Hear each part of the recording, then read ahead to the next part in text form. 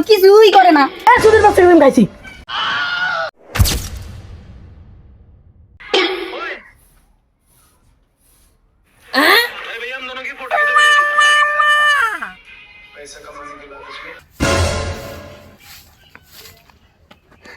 কিরে গাদা সারাদিন খালি ঘরের মধ্যে হইয়া থাকো, চলো বাইরেও পারা।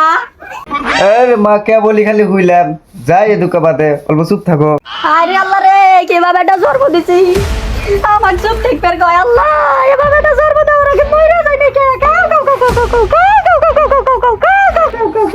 কিরে গেদার মাও কি হয়েছে? বাড়ির মধ্যে তো হাল্লা চিল্লা।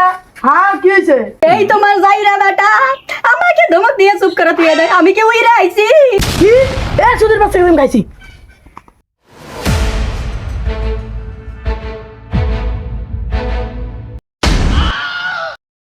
আরে ভাই মার মার মার ভাই লাশ বান্ধা মার মার ভাই। আরে প্লিজ ভাই মার মার লাশ বান্ধা ভাই। গাদা আল্লাহ গরুগুলা নিয়ে আইছেন। আরে মা থাকো যাই অল্প বাদে। আমি তো এই জন্যই 10 মাস ওখানে রাখছিলাম যাতে আমাকে বাজারে ধমক দিয়ে নক করে না হয়। আমি মরি লাগে। আরে মা তুমি কান দাও না কান্দ না ওভার এক্টিং তো করো না। কি তোর মা আবার কি করে? হ্যাঁ সারা কিছু খাইছি।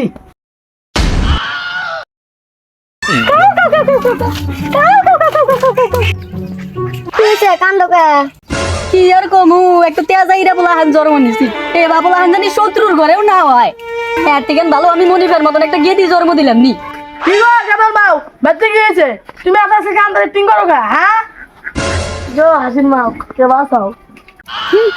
থাকো যাই দিয়া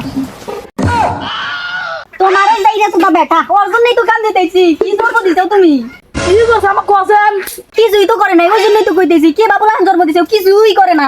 ও তো বেটা ও বা বুঝলে হট সুদের বাচ্চা খাইছি।